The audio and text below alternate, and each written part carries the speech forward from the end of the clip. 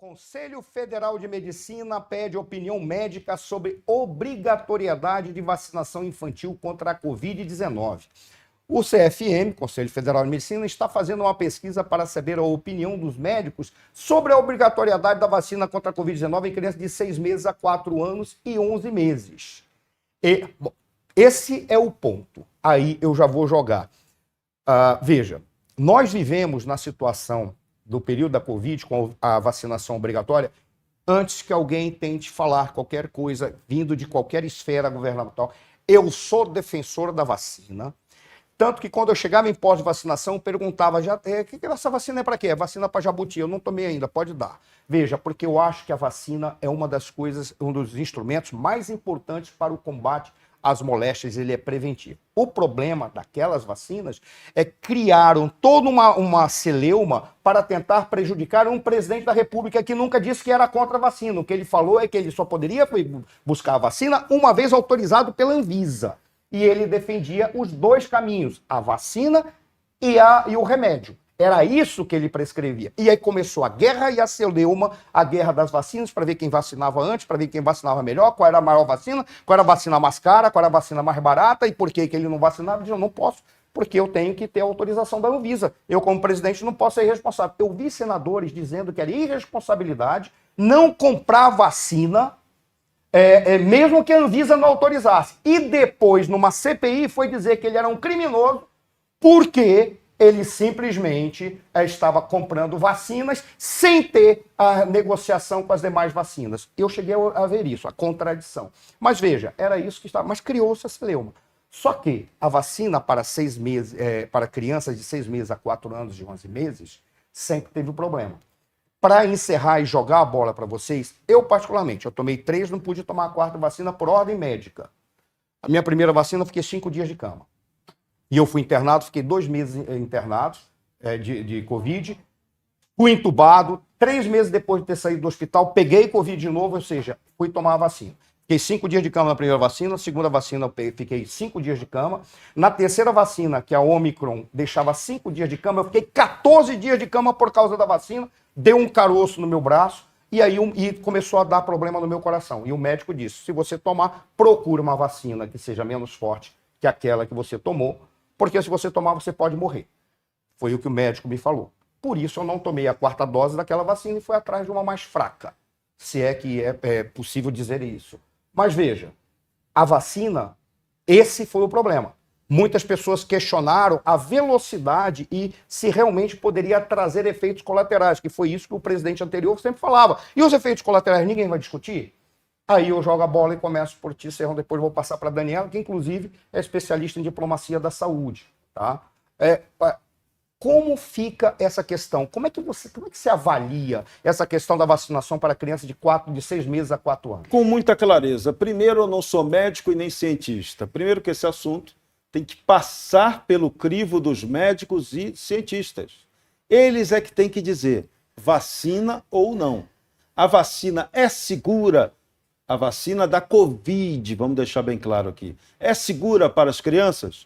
Beleza, vacine seu filho. Não vacile, vacine.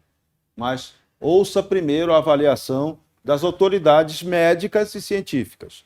A gente não pode entrar no esquema que aconteceu na pandemia, que foi pandemônico, né? Você era obrigado a acreditar na eficácia de um medicamento que você não tinha certeza absoluta se aquilo feito a toque de caixa realmente ia funcionar.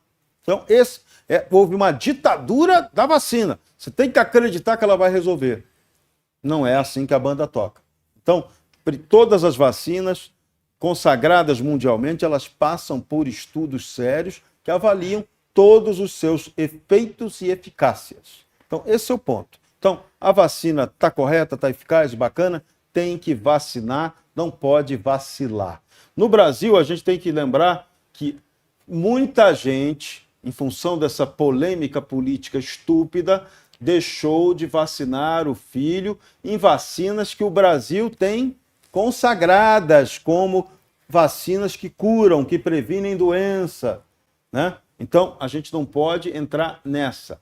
Tem vacinas consagradas, leve seu filho ao posto de saúde, vacine, não vacile. Esse é sempre o slogan que eu utilizo. Agora, essa da Covid, vamos aguardar a avaliação. Por isso que o Conselho Federal de Medicina agiu bem ao fazer uma consulta com médicos e cientistas, que eles vão dizer pode ou não pode. Não sou eu, que sou leigo, que vai dizer se tem que vacinar ou não.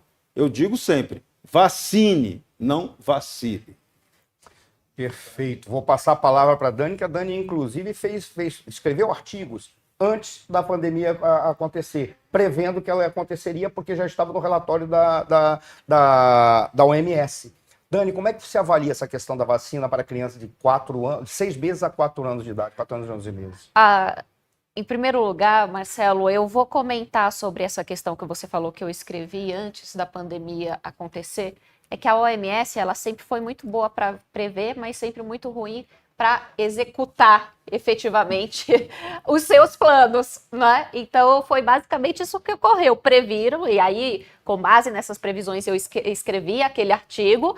Mas, ora, eu tenho bola de cristal, OMS também? Não, eram indicações que já mostravam essa possibilidade. Mas a OMS, mais uma vez, ela se mostrou ineficaz na hora de efetivamente colocar os seus planos em prática. Isso aconteceu com ebola, isso aconteceu com vários outros tipos de doenças que se espalharam, né, e que colocaram medo em vários países também, para além da Covid. Agora, com relação à vacina, em outros países, Marcelo, o que você tem como indicação para as crianças é o seguinte: bom, as vacinas funcionam dessa forma, por favor, consulte o seu médico para que ele avalie a necessidade do seu filho, da sua criança, ter de tomar a vacina.